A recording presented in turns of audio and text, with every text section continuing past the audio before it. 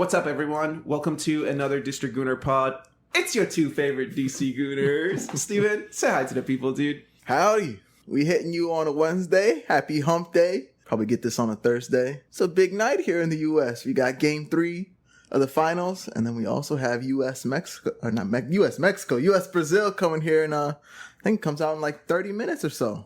30 minutes or so, yeah. It's going to be a fun night for sure, so hopefully we can get this episode recorded here and out to the people tomorrow on Thursday, and maybe catch some of this action live, dude. I'm looking at the lineup for the dude. You watched that U.S. versus Colombia game? Watched that. That was terrible. Woof. Got smoked. What was the final score? Like 5-1? I think it was 5-1. I also think Brazil smacked up on Mexico. That's why Brazil and Mexico played at the same time as that game. I think it was also 5-1, maybe. No, I don't even think Mexico scored. I saw a lot of jokes about Mexico's defense being terrible, like a leaky faucet out there. I can't find the game to fact check you, but I'm sure it was fun. I think Martinelli scored in that game, no? He did. I saw whoever the right wing was did that defender dirty. It was kind of a yeah, dude. Yeah, it was kind of a tap in. That was nice. So anyways, tonight I don't think Martinelli is starting though for Brazil. I don't see him. I don't see Big Gabby in the starting line either. Big Gabby's on the bench, I think. And on the US side, yeah, they played Ball again, basically a full 90 against Colombia. Didn't look great. Didn't do a damn thing, to be honest with you. Didn't look great. Yeah, didn't look great. made that one run deep that got played through. The U.S. in general did not play well, in my opinion. It was just not a great game. Colombia just ate them up. Yeah, so actually, levels. I mean, for this game, dude, I'm definitely taking Brazil. Oh, 100%. Oh, I'm tripping. That Brazil-Mexico game was 3-2. 3-2. I thought it was a good game, yeah. I saw just a ton of comments online about Mexico's defense being terrible because the game was called early. They're like, oh, that was the best defense. It was like a fan ran onto the field or something, and I think he might have kicked the ball. They're like, that's the best defense of the day. No, 3-2. That's respectable. Yeah, no, that's good. Good on them.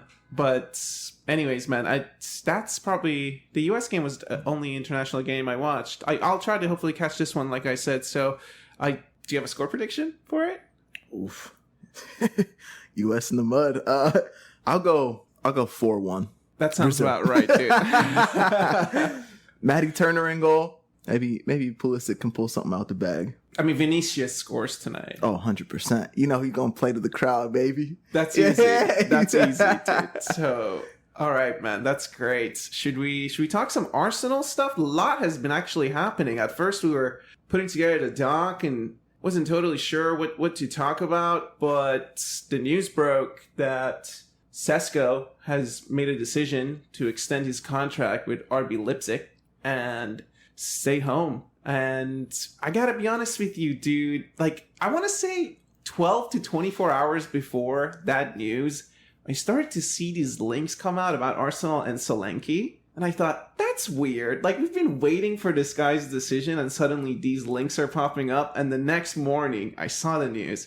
I was disappointed, to be honest with you. What was your gut feeling? Obviously, you I think, beat me to it. Yeah, disappointed. It's a weird one because it's like the only one that was hot, to be honest. Like, that's the hottest one in the Arsenal world was Šeško. And then immediately signed a new contract. It's dead. And it's like the whole day after 24 hours, it's like, so now what? Like, what are we doing? And obviously on the forums, everybody's kind of talking through it, but it's like kind of dead in the water. Like, I guess we're gonna have to wait a few weeks, a month to figure out who we're going for now. Plans have changed.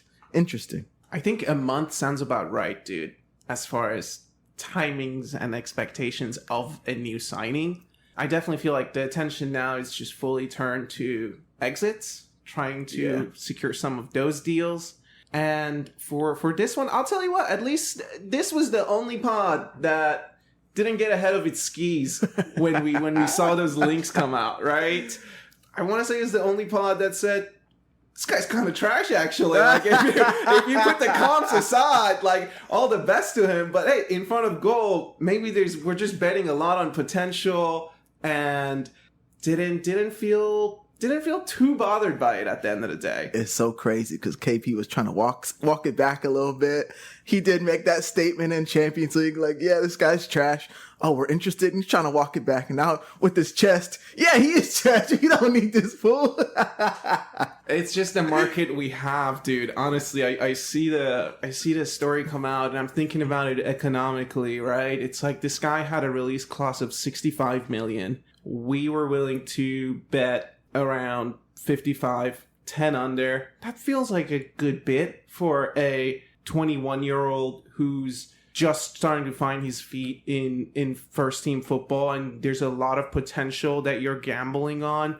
And I was thinking, last year we paid 65 million for Kai Havertz, and it's, what is that? That's 3-4 seasons in the Premier League, 20 goal involvements just now for us. So do you think that player would have been the same caliber to put 65 million behind it? Yeah, man. Market distortion again and again and again. That's what we're going to be talking about all summer. But it's fair enough. Like, I'm not salty at it. Like, I can't say I watched this dude play a ton. I'm gung-ho on the idea. I think it was smart business because he's young and he's going to come in as a second option, which I do like. I think that's smart thinking. Let Kai be the number one option. But I think what Leipzig did, and this is just kind of what I read, was they're going to up his release clause. And I think his salary is actually going to go up at a significant amount too. So they're kind of, in their own right, they're taking a gamble on him. I think they're going to play him another season. Did he have 14 goals in the Bundesliga? Double digits, right? Yeah. Not a huge number, but a significant amount for a 20-year-old. 21 now. If you can put up high numbers again, maybe someone will put out that 75. I think the release clause moved up at least 10 more. Like, good on them. Take the gamble. Take the gamble, but I mean, that's the thing for me is you have a buyer sitting there at 55 and you're willing to say, no, we'll wait 2 years. And like, what do you want for him in 2 years? That's my question is, okay, now he gets to be 23, 24, a couple more seasons. Maybe he does perform very well. Now you want 100 million. And I don't know, you're tripping, bro. Like, that doesn't feel right to me. You're a gambling man yourself. You should know the vibes. But hey, we've on our own side, right? 2 seasons ago, Smith Rowe, I think 40 mil was the offer, like in the ether for him happening. Didn't take it. And now we're looking at, I don't know what the offers are not going to be near 40. So, you take your own bets as a squad, right? Hope you get your return on the player. And Leipzig saying we can get the return. And Leipzig's, I think, known now as a club that can sell their players, right? I think they get the young players in, perform, and they ship them off. They're known as a selling club.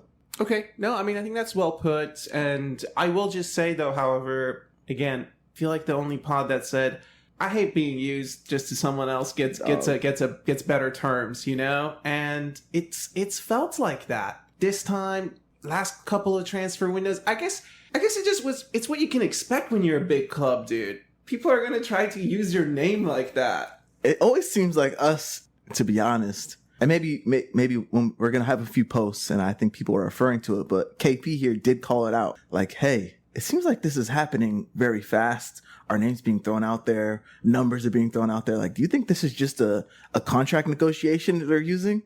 And lo and behold, that's what happened. So I got to give the man props. Got to shout out KP. Dude, this has nothing to do with just being in the industry or anything like that. I'm not in the know, right? I'm just telling you how I feel, right? And your sources? From an outsider's perspective, it's like, weird, man. It felt very much like Mudryk. When those links came out, and then next thing you know, all of the comps flooded the timeline, and all you could think, I mean, I can tell you Mudryk's best game. The one game in Champions League where he has that one run and then makes that cut. I saw so much of that, and it's like, well, now we inflated the price like that. So I don't really appreciate it, but I guess it's the modern world that we're living in. Who knows how many of these bots are out there just pumping out comps, dude. I think as Arsenal fans, maybe we should rely more on the source. Until Fabrizio puts it out there, and I'm not talking about it, here we go, but just even puts it out there, then it's got real substance to it. There's so many, I don't even know if they're journalists. You just see so many things pop up about like, oh, they're interested in this person. Oh, links with this. Like, nothing substantive. You don't know who's putting it out. So until my man Fabrizio Romano puts it on the timeline, I'm gonna keep my hopes low. Fabrice is a good one. Do you follow others that they? I know this David Ornstein has come aboard to NBC for Peacock, and that's been really helpful too. Following him and what he puts out. Anyone else you want to call out? I think his name's Charles Watts. I think he's an actual journalist. Yeah. Yes, he's the other one. When I see something from Charles Watts, I typically feel like it's a trusted source, reliable. Yeah, that's good. Yeah, I mean those three feel pretty good. James from Arsblog, I like him. Oh yeah. Is Charles Watts the one with the book? He's the one with the book on Revolution. Mikel, right? Yeah, I read that last show. Shout out Charles. Yeah, it was all right. How's the book? Yeah, you should bring a passage in for one of the upcoming episodes. It was all right. I think if you watch the Amazon program, honestly, it'll give you a good enough gist of the vibes. What it's like. Yeah. Okay. All right, man. That's cool. Well, let's go around. I mean, obviously we shared our reaction with everyone, but let's go around Reddit and see what people are saying. There's a lot of comments on a couple of posts that are just on our Arsenal FC and our Gunners. They're both basically just breaking the news. And this is Wednesday. The news basically broke out Monday, I suppose, right? So the top comments, I'm going to start with the R Gunners post. The top comment is from Mellow de Cutie, and they say, saw this coming, but I'm glad it happened early so we can shift our focus elsewhere. I agree with that. I feel like that's the right type of attitude, and the timing of it was kind of perfect. The transfer window hasn't even opened yet, dude, they say. It was perfect. I mean, it's the first hope of the summer. You get a sniff, watch the comps. Okay, we can work with this guy. It's done quick. I'm cool with that. We move our attention elsewhere. And who knows what they talk about on the board, bro. Like, second striker, I like the idea of that. Maybe they're now like, you know what? We have Jesus and we have all, we don't need let's buy a winger instead. Anything can happen. Maybe we put our bets on a center mid now. I'm down with that. I got another comment. Phil R.D. Jones. Congrats on using us to get a new contract, as is tradition. It's tradition, dude. I'm telling you. You could smell it. You could just smell it a little bit with this one, bro. Good for him, though. I mean, good for him. And look, ultimately, maybe it's a good footballing decision. I mean, we don't know. So we'll see. It's not the first time. A couple of other clubs have also had to wait to maybe get their sign. I think the best sign of it, to go back to good to get it over with, is that, look, it's very early and there's legit interest from Arsenal to do business. Mm-hmm. That's a key takeaway. I think there is money there to buy players. I think we had kind of hit on this a little bit. And let's not even add the sales. Let's just say we don't sell anybody. We just have a terrible summer selling, as also is tradition. I still think there's money there to buy a player. 2 players at least, I would say. And that's not including Raya. Let's say we can buy 2 substantial players even without any sales. I feel like that's the trend and that is the mindset, personally. I like it. I agree. And I'll read this other comment from Deluna Main, who says, we should just learn to not get so disappointed by news like these. Remember the whole Mudryk saga? Everyone was pissed, but we ended up getting Trossard, one of the most crucial and clutch players last season. Let's look forward. Arteta and Edo know what they're doing. Fair enough. This is something I would like to hit on eventually. I had said this before in the spring, and I still think it rings true for me. It's like, I would not mind picking up a few older players that will just use their body for us. Players that haven't reached the top level. We bring them to the top level. They're 28, 29, maybe even 30. And like, hey, give us 3 years. What do you got? Trossard is a great example. I think I'd thrown out Yohan Wissa as an example of a player. Like, I think you could bring somebody to a top level club. You've never been here before. Show it. Like, they're the people that they're at the end of their career. They want to show what they have. This is my last few years. I'm going to go for it 110% versus buying the younger guy that has to develop. I'm developed. I'll give you everything I got in my body. I like it. That's why I actually think Solanke is kind of high on my list of potential options for backup options just to have. I think Premier League proven, English, and kind of fits the attributes of the striker type that we seem to be looking for. Jared Bowen, I wouldn't mind. I think Morgan Gibbs-White, I wouldn't mind. The problem with the role that we're trying to sign for is that you think about strikers and their persona. Not everyone's like King Kai, bro. The persona of typically for strikers is, very like ego driven, very wanting to get the goals, wanting to be on the starting lineup week in, week out. That's tough to get someone and say, gee, maybe you only play 15 games. That's a good point. And I feel like that's a great point as to the culture that we try to sign people now. You want to know who the player is, know their mentality. Jared Bowen, Edu talks to him. Hey, you're West Ham's top scorer this year. Are you satisfied with that? Are you satisfied with not being in Europe? Do you want to be the top scorer of a team? If that's what you want to do, like, that's fine, right? Do you want to come to Arsenal, have a chance to maybe pop in a few Champions League games? If you get on a roll, maybe you can start a few games. Maybe Saka's your adversary, but hey, the 9, you could play some minutes there. To me, that's like discussions I think they should be having. Oregon Gibbs White's another example. Nottingham Forest. You can be the top dog there. You can if you want to be the top dog, be the top dog. Or do you want to come and play for us, go to Europe, and have to fight for your minutes? It's an option. Yeah, and I feel like that case is a lot easier to be made to a profile of a player that you're describing, who's been in the league for a few years and is, maybe in that sort of 28 to 32 age range. Maybe even, I would say, maybe 27 to 31 feels more right. Now that we're talking about it, I'm even more behind it. So the idea of us getting all these young dogs, right? These young dogs chewed out everybody. Aubameyang gone, Lacazette gone. I guess you could say El Neni, Thomas Partey's pretty much gone. They have beaten out their older veterans.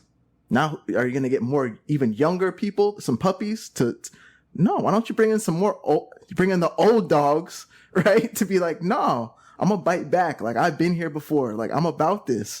Like, I've experienced this shit, bro. I've had the tackles in training, big man. Yeah, like, I've been in a mid-table team and worked my ass off to stay in the league. Like, I can now reach the top level. I just think that's could be so good for the squad. I like it, and the more I think about it in terms of, well, where do we go next? Yes, yeah. In terms of where do we go next, I'd rather put, hypothetically speaking, right? Like, I'd rather put 40 or 30 in that bucket and go and get a 70 or an 80 rated winger. Yeah. That's I feel like in the last 12 months since we've launched the podcast, I've been begging for a winger. And that is my priority in the transfer window personally.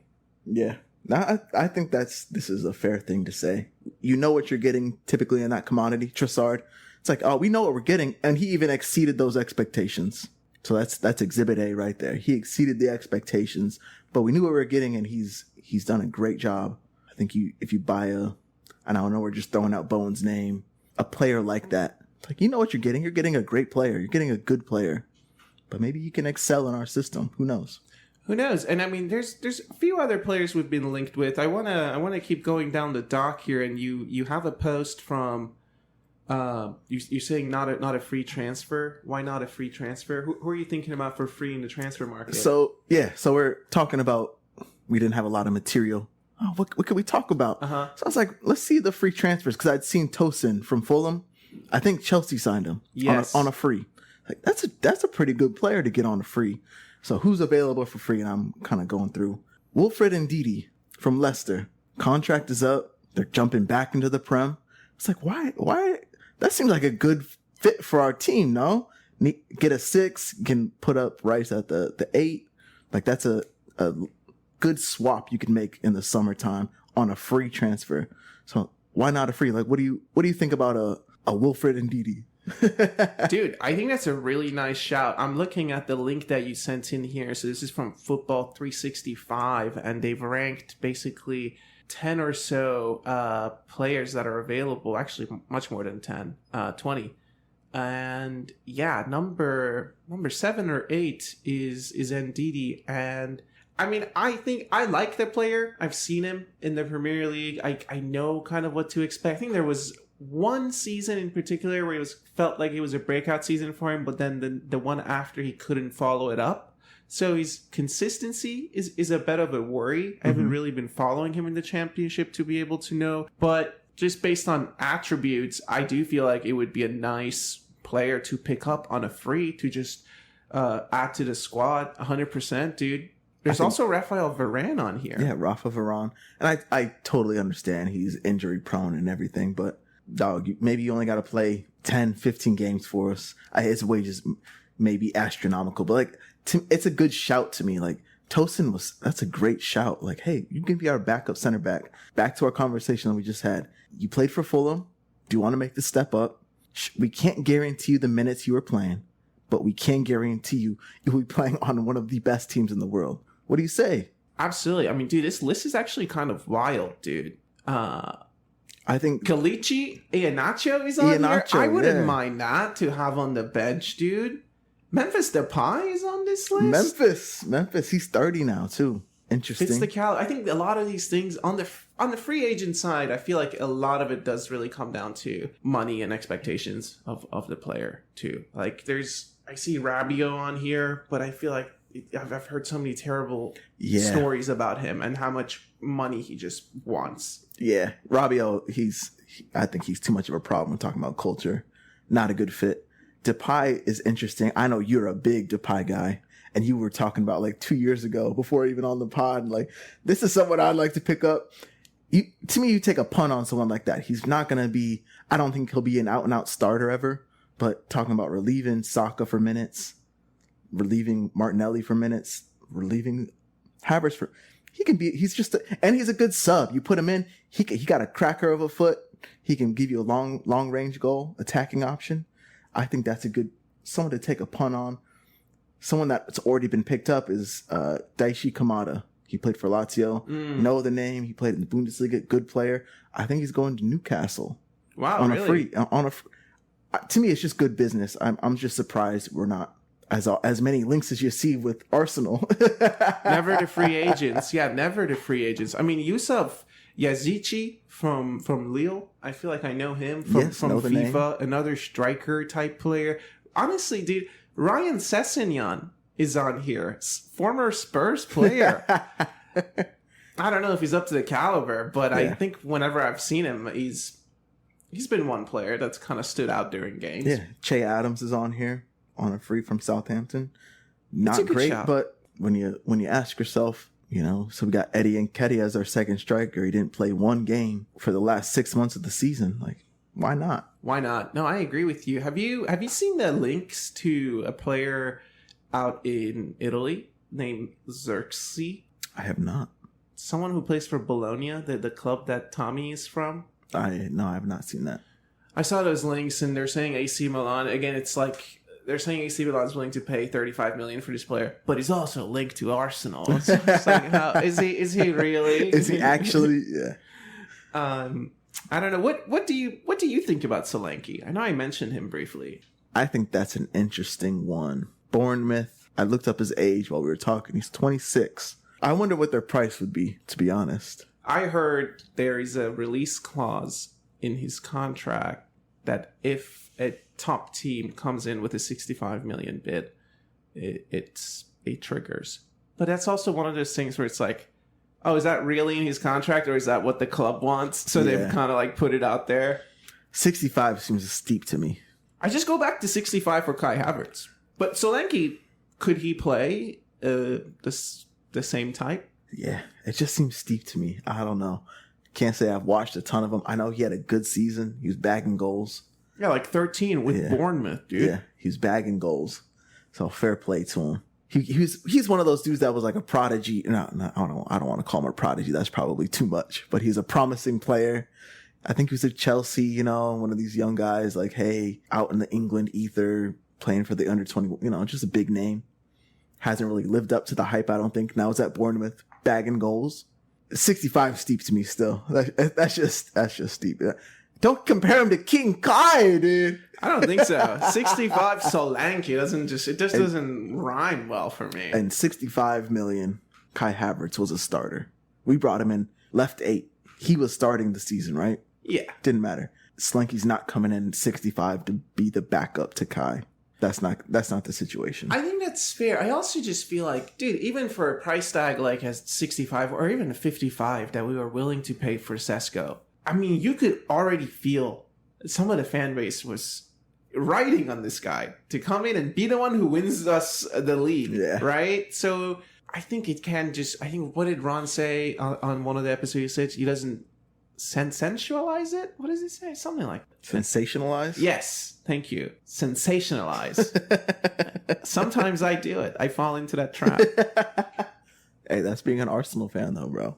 It comes with the territory. It comes with the reach that we have. There's so many people, and the spectrum of emotions that you feel online as an Arsenal fan it's a wide range, dude. It is. Maybe after the Euros, let's pick up a few names. I like that you like Solanke. That's a good. I'm still big on the Morgan Gibbs White. Excuse me. Yeah, I'm big on that train. I just think he's a great fit. I've just seen posts about him. Like, yeah, that would work. That's a good idea. He can play 3 positions. That's cool.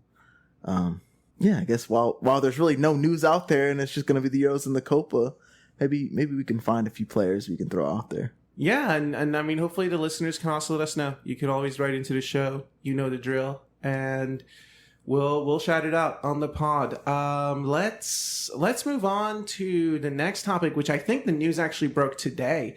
Unrelated to the Arsenal. Manchester United have decided to stay with Ten Hag as their manager, and apparently there's talks of negotiations to extend his contract. I want to get your reaction as an Arsenal fan, but I also want to have a genuine conversation about if this guy's been treated harshly. Ten Hag, 10 more years. Genuinely, I am surprised. Me too. I'm putting myself in a Manchester United supporter. I'm putting myself in their shoes. They were hyped, bro. They were saying they had a better season than us, bro. That is just interesting to me. If I was a fan of their club, I don't think I would be bought in. I don't think I'd be bought in because I don't like him as a person. And that's too harsh. I was like saying he's a bad guy. I don't like the way he handles things, like the excuse making he makes, right? The whole just blaming Arsenal for their season going wrong. That's just a very weird mentality to have. If my manager was doing that, like, what are you on about? Like, you're getting paid millions of dollars to do this job, and we're talking about September. Like, dog, you're out your mind. You should have been sacked long ago. I would be upset about it. I can't imagine me being supportive of that. Now, flip side, Mikel Arteta, first full season, I think we had a terrible run. Terrible. And this is off the back of Une. We won the FA Cup. Terrible time. It's kind of like there was a lot of, and I'm talking about the Arteta out era. I was not in the Arteta out wagon. I believe you were. And I'm not bagging on you, dog. Okay. Say you were. Just so the listeners know I'm not putting words in your mouth. No, let me speak. Let me talk. I would say that from the beginning with Mikel Arteta, I've always treated it as setting out measures to be met. I think the first season, after the trophy, after what he was dealing with, considering the context of it all, it did feel like, hey, maybe someone with more experience can, but also there was always the point of, well, let's see what he can do. And I think after his second season, we talked, and it was always, if he doesn't get back into Europe, and it was just Europa. We weren't expecting Champions League, but it was like, if he doesn't get back to Europe, that was the season where I said, if he doesn't get back to Europe, I'd like to see another manager come in and try. But he delivered. He delivered, and he exceeded it. So I don't know. It's the same thing now this season. It's going into it. I just feel like setting the measures is really important. And I do feel he has to deliver a major trophy. I don't know if I would be Arteta out just because of the progress that we've seen. Everything that is still out there. It would still feels like 2 full seasons can be out there for him. I know his contract is probably coming up and there's renegotiations already in the works. I don't know, from being inside the industry, I just imagine there is. And so, but I agree with you when I reflect on the Ten Hag situation. If I were to try to see it from a Manchester United supporter's perspective, if you are to compare it to the Arteta days, you could still see the football. You could see what was trying to happen. You could see the growth and development. You did feel upgrades being made. And I imagine Manchester United fans, most of them, they know football, right? They've seen good football. So when you're not seeing that and then you're being gaslit like that, and then you're in this just imaginary world of one day you had a better season than everyone else, and then one day it's the reality of, do I want this manager? It's a tough situation. I don't feel like I've seen them progress under him in any way. You're hitting the points, and I'm not trying to bag on you. At the time, we just had a lot of conversations, and I was like, let's stick with the guy.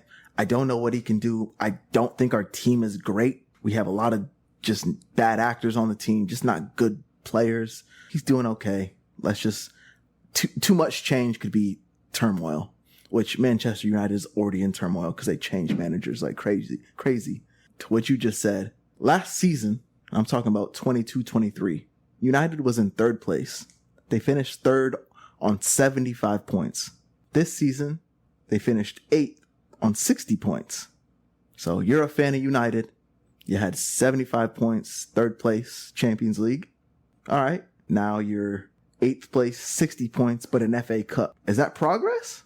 The thing is, I felt like they were better under Ole, just the way that they played. And also, going back to just the club feeling rotten, and you said like you don't really like him, right? Like that's the bottom line. Yeah. And I think it goes back to the energy that he projects, that his aura, it just feels rotten, dude. And he's involved in this club that one day he gets new owners there's all these rumors of Pochettino and already talking to Tuchel, and it's like we're waiting on Southgate's decision, and then the next day it's like, we're going to stay by you. Do you really even feel like you're really backed as a manager? I wouldn't be surprised if he quits. Like if that was your sort of corporate role, I wouldn't be surprised if you have a talk with someone like, I don't feel supported by the leadership and I kind of want to just step out. The serious conversation is like, has United dropped a level? United used to be on the par of like Real. I'm going to throw out just 3 clubs. Real, Bayern Munich, Real. Did I just say it twice? Yeah. Real feels right though. It feels right, bro. Real, Bayern Munich, United. That's 3 teams I'll put on like they're pedestal clubs. Classic 3 for sure. So Real, if they change managers, it's a top dog that goes there. Bayern historically, now this could be their change because it's company, but historically they get top dogs to manage their squads, right? Hink, Ancelotti, Pep, Nagelsmann, right? Top dogs. United, they don't get the top dogs, man.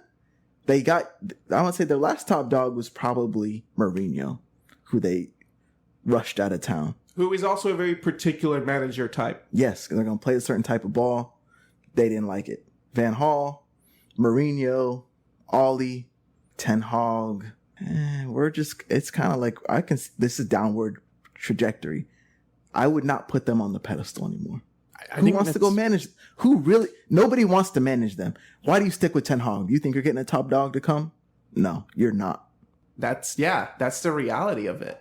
That is the reality of it. And unless you are willing to roll the dice on some kind of club legend you think about Xabi Alonso. There's already rumors and linking him to Bayern, even saying, okay, we'll get company for this year, right? Almost feels that way.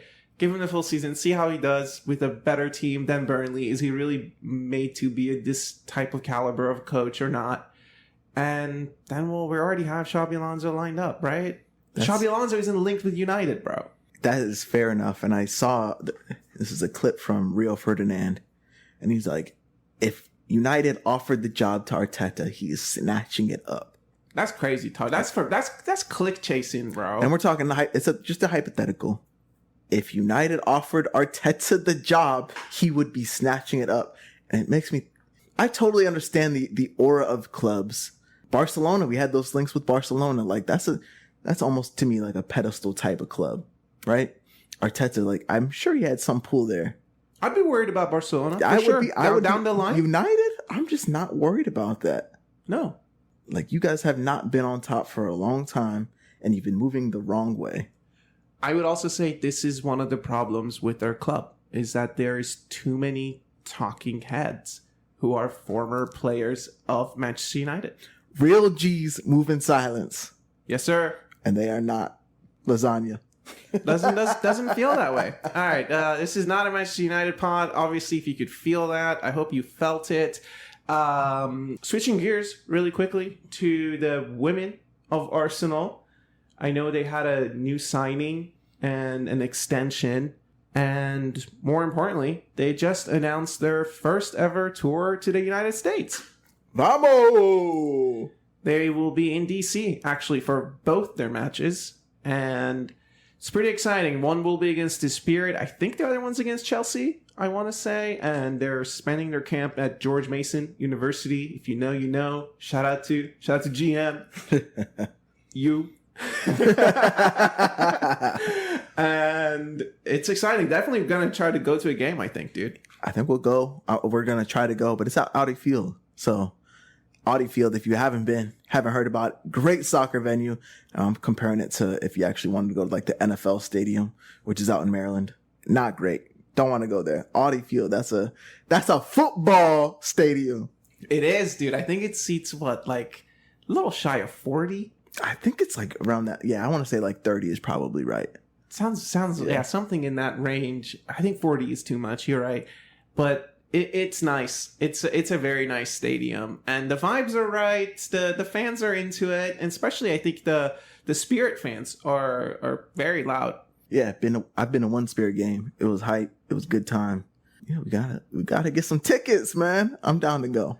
I know. I signed up, and I think it would be cool to be there. If we can go maybe a couple of hours early, and maybe we'll try to interview some people for you folks and get their voices out there, right? They might be supporters of the women, or also the men, or also the Spirit. And we'll just try to get some random content if we can. I think that would be fun. All right, man. Well, one last thing before we put this out and produce it. This week, the one and only... Actually got a special music to take us out for this episode. Sorry, you're going to miss the usual banger. Maybe I'll still put the usual banger at the end for those of you who vibe to it. But happy birthday, King Kai, dude. Be easy.